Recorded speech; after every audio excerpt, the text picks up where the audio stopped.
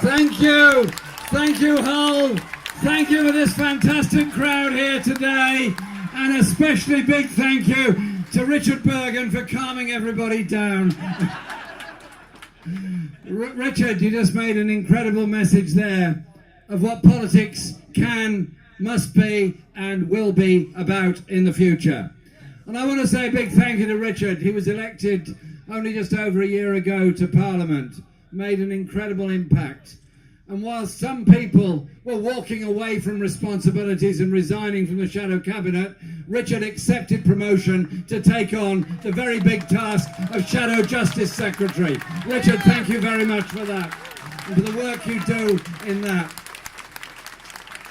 And a big thank you to all the other speakers for what they've said today. And if I may say personally, a big thank you to my good friend, Councillor Micheline Ngongo Safi, who just spoke. Think about her and her life. You probably don't know her terribly well. English is her 7th language. She grew up in the Congo. She suffered from the wars in the Congo. She eventually came and made her home in Britain. Made a fantastic contribution to my community locally. And I was so proud when she was elected to our borough council last year. So when UKIP start complaining about people, think of Micheline and the massive contribution she makes to transforming the lives of young people in my community and the message she's giving about peace and justice and working together all over the world.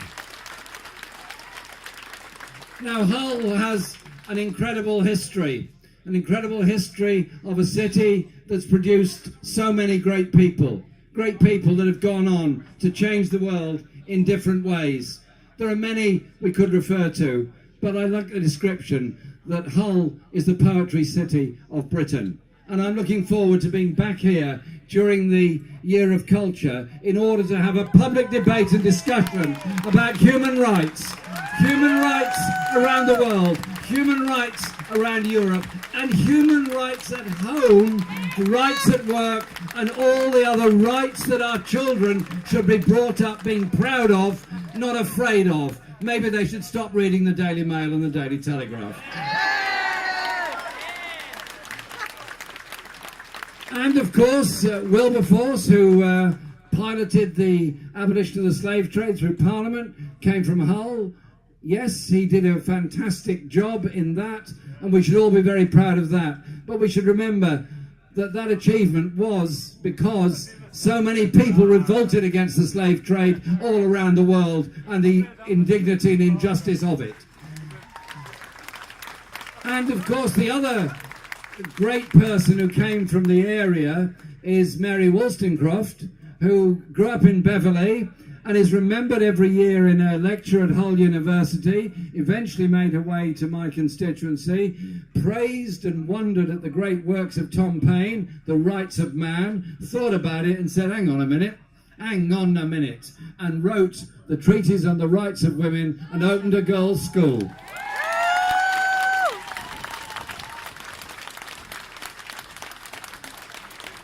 So Hull simply changed the world. Absolutely changed the world. And it's on the backs of people like Mary, like Tom Paine, like so many others, that all the things we have achieved are really developed from. Never be afraid of looking at the history of our own movement, our own party, and those people that pioneered those ideas. Surely we want to live in a society where people think widely, have a cultural policy and attitude that encourages ideas, encourages poetry, encourages thinking about where our rights come from. They're never ever handed down from above, they're won from below by people standing up.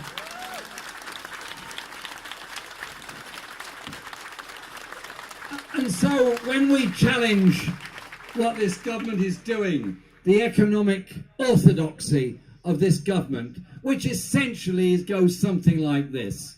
If you cut corporate taxation, you cut taxation for the very richest, you spend less on the very poorest, then somehow or other you get a more developed growing economy. It's quite hard to get your head around this because the logic escapes me. In reality, what this government has achieved in the past year and in the past 6 years has been a growing gap between the poorest and the richest within our society. That gap is getting wider and wider and wider. The proportion of company income that's spent on wages is falling. The proportion of national income that goes on wages is falling. The proportion of national income that goes on dividends, on tax relief for the super rich, and money that's placed in tax havens is rising. We know which side the Tories are on. We know what they are doing. But we also have to recognise that in the last election, tragic as our defeat was, we have to think about why we lost that election. I fought very hard in my constituency, as Richard did, as other colleagues did all over the country. We had some very good stuff in that manifesto, no question about that. And a Labour government would be 10 times better than anything we've got. But I simply say this: if we don't challenge the economic idea that growing inequality is somehow or other a price worth paying, and that further cuts in public spending, freezing of public sector wages, are a price worth paying, sorry, they are not. What the Labour Party and the Labour movement has to exist for is redistribution of wealth and power and a growing economy to provide decent jobs for all of our young people. And then, of course, in modern corporate Britain, how does this play out? Philip Green, you've all heard of Philip Green. No, I do kind politics. You can just say you don't like him. Philip Green, BHS, for example. He walks away, leaving a big hole in the pension bill, leaving lots of people unemployed, leaving lots of debts all over the place, and retreats to a tax haven on a very expensive yacht. Sorry, guys. This guy, like many others, has taken a great deal by exploiting the people that worked in his stores. He has got to be brought to account for what he's done.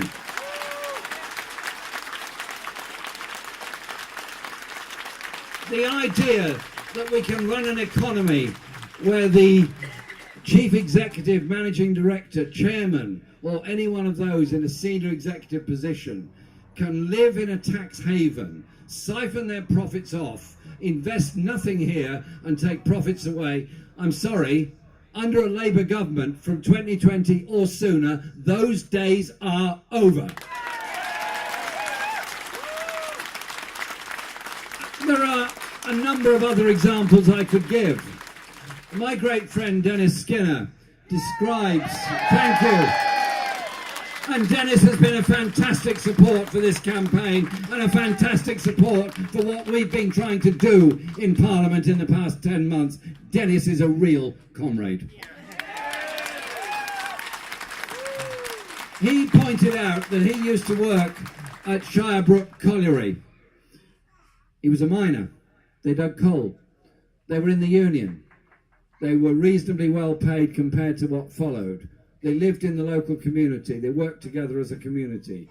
They didn't care what their nationality was, what their ethnic group was, or anything else. They were miners relying on each other underground for their own safety.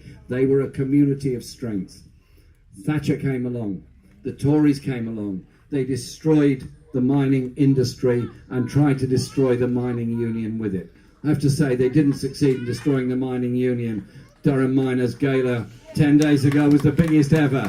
And yesterday, sadly, we buried Davy Hopper, but we remember him with affection for all he achieved.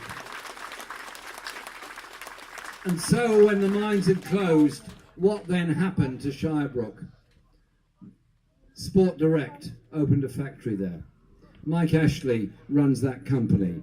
It doesn't even pay the aggregate of the minimum wage to its workers there. most of them are on 0 hours contracts. The working conditions are deeply unsatisfactory and deeply unsafe. Even an all-party select committee in Parliament absolutely condemned Sport Direct for its employment practices and what it does on that Shirebrook site. Now, our media sometimes have difficulty concentrating on more than one subject at a time. Now, yes, everyone now condemns Sport Direct. They didn't for a very long time until Unite the Union got on the case and started giving it some publicity and giving it some welly and giving it some campaigning. And so there are plenty of other places like Sport Direct around the country. So let's end 0 hours contract. Let's end insecure employment. Let's demand not just a minimum wage, a real living wage, the TUC figure of £10 an hour as a start. And so those companies need to think again, because in an economy directed by a Labour government, things would be very, very different. And then there's Lloyds Bank, which we all very, very generously in 2008 bailed out. We bought the bank. It was very good of us. All of us did. It's our money that's in that bank.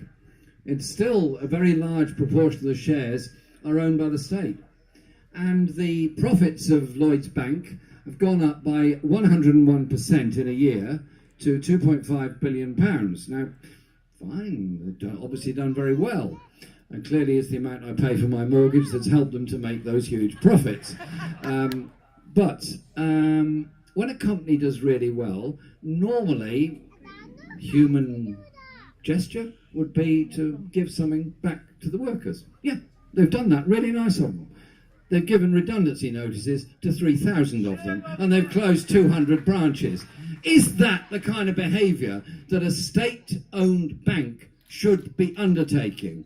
Should we not be saying that that state participation in that bank, or indeed any other, should be used to put forward obviously good employment practices, but also good investment practices, so they invest in productive manufacturing industry in this country, so that we're actually using the power of ownership of the bank to improve the economy for everybody? That surely ought to be the basis of the way in which we put our economy forward.